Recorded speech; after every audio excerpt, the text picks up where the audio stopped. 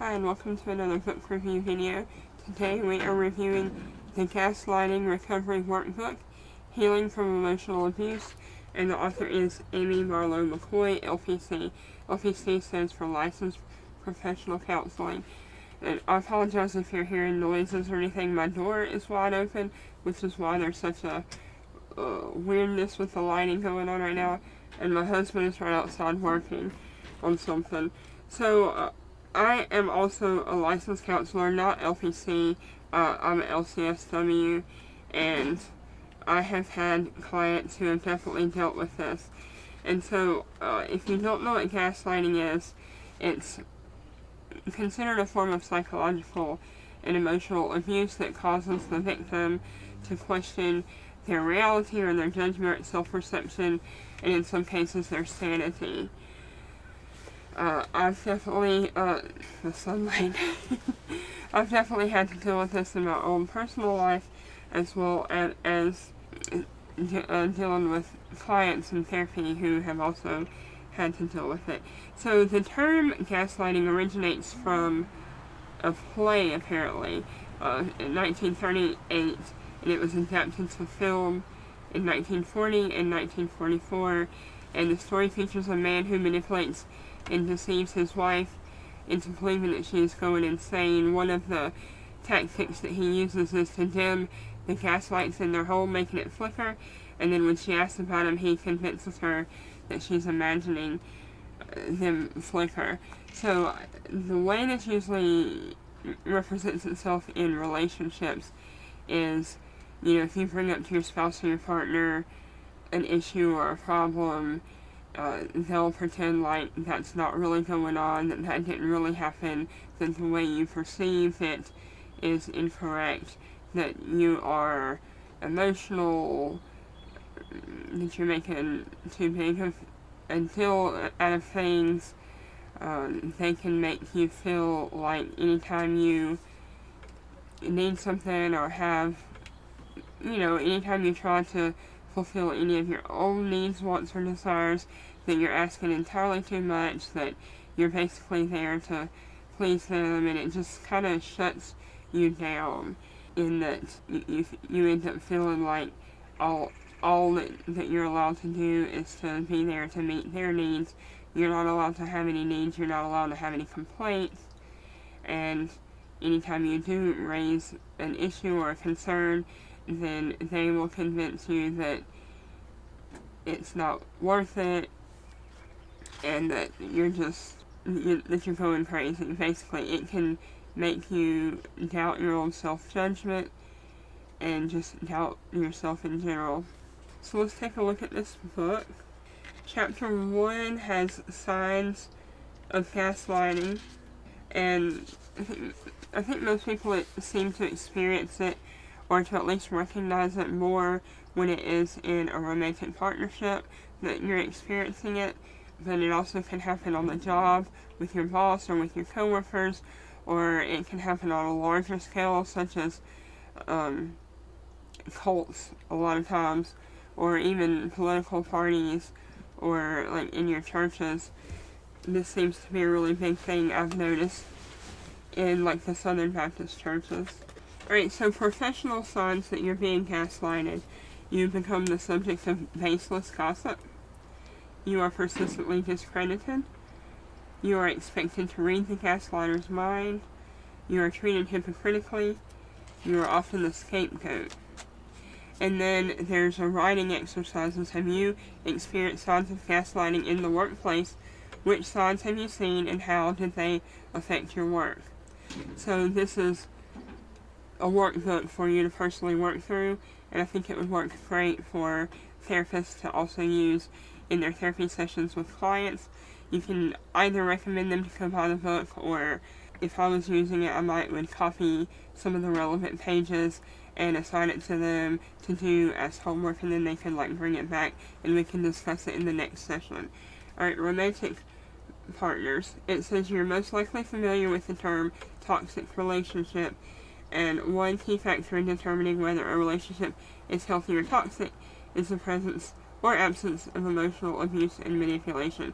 Gaslighting is common in toxic romantic relationships and can be an effective way for abusers to control their partners. So here are some signs of gaslighting in a romantic partnership. Block the light here. You are blatantly lied to.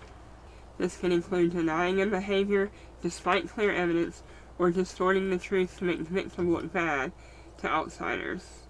That happens a lot. Alright, your partner is unfaithful. That's self-explanatory. I'm literally holding this book up to block the sunlight out of my face.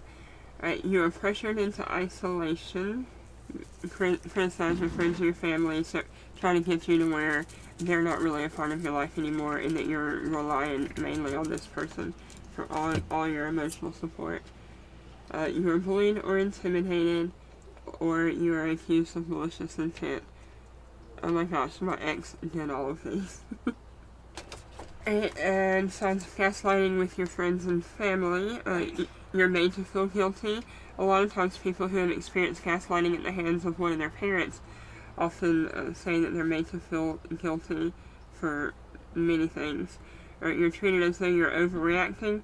I don't know why that's just in friends and family, because that's something that I know I experienced a lot with my ex-husband. Anytime whatsoever that I tried to bring up a problem or an issue that I wanted us to work on in our relationship, or something that I wanted him to stop doing, or, just something that was upsetting me, I was overreacting. I was making a big deal out of nothing. You are made to feel that your reasonable request is unfair or onerous to the person. Again, this isn't just friends and family that do this. That's definitely a sign of it in a romantic partnership as well.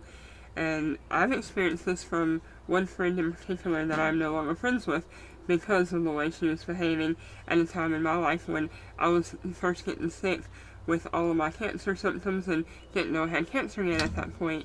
But all of a sudden, she showed her true colors. You are blamed and shamed, or you suffer retaliation. Definitely. Alright. And it says the side effects of gaslighting, that you might lack confidence or self-esteem. You may be unhappy or experience a loss of joy. You are unnecessarily apologetic. You are indecisive because they make you question your own thoughts, your own judgment on things, and so they get you to where you rely on them to make decisions, in your life, and you get to a point to where you don't feel like you can even make decisions for yourself anymore. You're often confused, full of self-doubt, anxious, and denying gaslighting behavior in another. Depressed and extremely stressed. Chapter 2 talks about the gaslighter, and it gives a profile of the abuser: narcissistic personality disorder. Some have borderline personality disorder or other sociopathic disorders. The goals of gaslighting are given in here, and each one is talked about in further detail. I'm just sort of giving you an overview because this is a book review. I'm not making this video for it to be like a mental health, I could, we can talk about this all day, but I'm just reviewing this book, and I'm definitely agreeing with what I'm seeing in here. It's right on point. It's from what I know and understand of gaslighting. I think this could be a really helpful book. Alright, so let's keep going. And it gives a list of common phrases that are used by the gaslighter. So you can, if you think you're experiencing gaslighting, you can go through this and do some of the exercises and see how much of these ring true for you. Alright, part 2 is the stages of recovery. And that is broken down into 3 chapters. Phase 1, which is acknowledgement and self-compassion. So, as a counselor, we always say that the first step to making any kind of changes is to admit that there's a problem in the first place. So, step 1 is just going to be to acknowledge that, yes, you are in a relationship with an emotional abuser, with a gaslighter. And then self-compassion, to start actually thinking of yourself for once and putting yourself first. And phase 2, building your self-esteem. in phase 3, establishing boundaries. And there are whole books written on establishing appropriate boundaries in your relationships in a whole variety of settings. Definitely something that if you maybe you can work through this book, and if it's determined that you need to establish better boundaries, there's a whole lot of books that would be really good for that. And then part 3, healing from the trauma, and that's 2 chapters. Chapter 1 is self-care, and chapter 7 is establishing healthy relationships. Because you might get away from one abuser just to end up in a relationship with another one. There's going to be a lot of work that you need to do on yourself before you really are ready to enter into another relationship of any kind if you've been in a relationship like this before. Alright, this was a review for the Gaslight Recovery book. I am definitely going to keep this and add it to my personal collection of books. I have a whole lot of therapy books, and I'll be using this one if I ever go back into a job where I am doing therapy as my main job. Again, right now I work as a hospital medical social worker, due to my cancer and all my other health issues. I am at that job and not going to make any changes until my health is more stable, but I'm definitely not going to toss away a good book that can help me in that career, in that job, if I'm fortunate enough to go back to being able to do what I trained to do for a living. Alright, see you next time.